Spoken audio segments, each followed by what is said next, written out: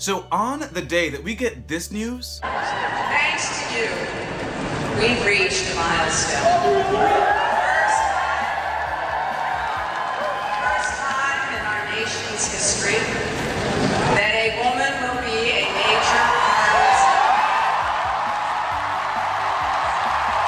of this. yes, Hillary Clinton clinches the Democratic nomination, finally breaking the glass ceiling for women. We get this news. 20-year-old swimming star Brock Turner could have been looking at 14 years for sexually assaulting an intoxicated and unconscious woman behind a dumpster on Stanford's campus. Instead of 14 years, the judges ruled Turner will only spend 6 months in jail, eligible for parole in 3 months. You know, Hillary Clinton breaking this glass ceiling doesn't mean that the fight for equality is over. It doesn't mean that women are not being discriminated against. It does not mean that women are not constantly being victimized. Brock Turner, this student at Stanford, swimmer, he goes out one night to a party, he meets this girl, she gets intoxicated and ends up unconscious, drunk, and Brock Turner is later found behind a dumpster assaulting her. To me, it's absolutely reprehensible. But what's more reprehensible is the fact that he only got 6 months. It underscores for me the duality of progression. In order to progress, yes, we need change coming from the top down, but it has to be throughout. It has to come from everybody in all areas. I remember when Barack Obama got elected president, people were saying racism is over. But then we have Trayvon Martin, we have Mario Woods, we have Michael Brown. It's not over in the least. Yes, we have a good start. We have broken barriers. But because we break barriers does not mean everything's fine. There's still more work to be done. The fight for women is not over. And it's up to all of us. It's not just a woman's fight, it's humanity's fight. It's up to all of us to be there for women. As men, we are naturally stronger. Our job should be that of protector and not victimizer. Let me dial this back. Brock Turner was convicted of 3 felonies. A jury found him guilty. The first felony of committing assault with intent to rape, and 2 other charges related to digitally penetrating an unconscious or intoxicated person. Now, for these 3 felonies, he could face 14 years. The prosecutor recommended 6. He gets 6 months. Not years, but months. What was even more disgusting about this whole ordeal is that his father writes a letter. And in this letter, he says he does not feel his son should be punished for 20 minutes of action out of his 20 years of life.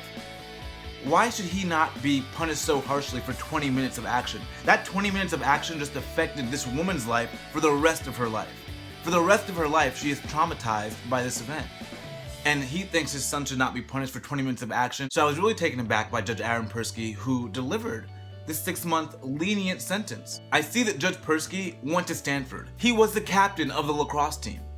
And it almost makes it worse because it's that there's such a culture of sexual violence and partying and boozing that the judge sort of didn't feel that this was that bad. Regardless, there is on change.org a petition to recall this judge. I feel that that petition is actually justified.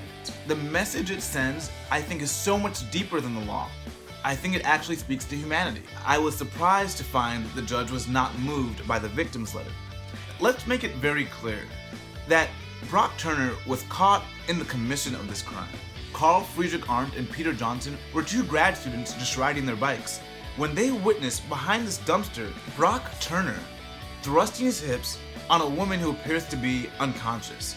When confronted with this, Brock Turner tries to run, and the grad students chase him down and tackle him and hold him down until the police arrive. He doesn't say at any point during this time, "Oh no, she consented." He offers no explanation of that nature. He knows what he did was wrong. He was running from the crime. There's no better way to really underscore what took place than to read some of the victim's statements, because I thought her statements were really poignant. So here's what she says regarding the morning after. "On that morning, all that I was told was that I had been found behind a dumpster, potentially penetrated by a stranger, and that I should get retested for HIV because results don't always show up immediately." That 20 seconds of action resulted in this woman having to go to a hospital, being told that she might have HIV and might have to get retested, that she was found behind a dumpster. That's such a loss of dignity. Interestingly enough, she, to some degree, saw both sides. As a victim in this particular case, she had been drinking and she didn't remember everything that took place. All she knew was that someone definitely took advantage of her when she was unconscious. And so even in that sense, she was able to find some sort of understanding for Brock and would have been in favor, as she says, for a lenient sentence had he admitted his wrongdoing, said sorry immediately. But no, what he did was he decided to fight the charges. According to her words, he started to make up certain things that would imply consent, when in fact, at the time that he was questioned, he also didn't remember much of what took place and said very little was said between them.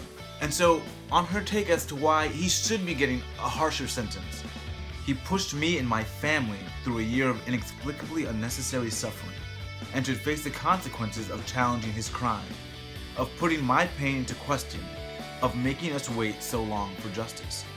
And I think that's exactly right. I do agree for leniency for those defendants that admit their wrongdoing, that begin to see the error of their ways, and don't put a victim through a lengthy trial. Brock didn't do that here. He fought her. They questioned her about her sexual promiscuity, about her partying history. They put the victim on trial. And that's a tactic that, I guess some attorneys feel they need to use to advocate for their client. But at the end of the day, Brock wasn't someone who turned around and admitted culpability. He did not take full responsibility for his actions, which should be a key factor in determining leniency. As the victim says, it gives the message that a stranger can be inside you without proper consent, and he will receive less than what has been deemed the minimum sentence. He performed an act without her consent that victimized her in countless ways that will affect her for the rest of her life. Part of the judge's reasoning is that he did not want to ruin this guy's life. He thought that there was some redeemability to Brock Turner in the future, some productive value he may have in the future. And of course at 20 there is some redeemability. But just as the victim said, the seriousness of rape has to be communicated early. We should not create a culture that suggests we learn that rape is wrong through trial and error. She finished her statement with, "To girls everywhere, I am with you." But she should not be the only one. We should all be with girls everywhere. As men, it really is our duty to make sure that our female counterparts are comfortable and feel protected and feel as if they can go anywhere without having to be afraid of being raped or victimized in that way. We have a lot more work to do. It's wonderful that a major party has finally gotten its first female nominee, but the fight is not over. There are victims still suffering.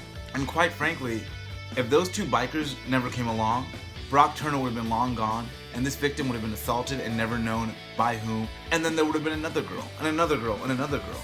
Because if you believe that that is permissive behavior, you're not going to stop. You're not going to do it just that once.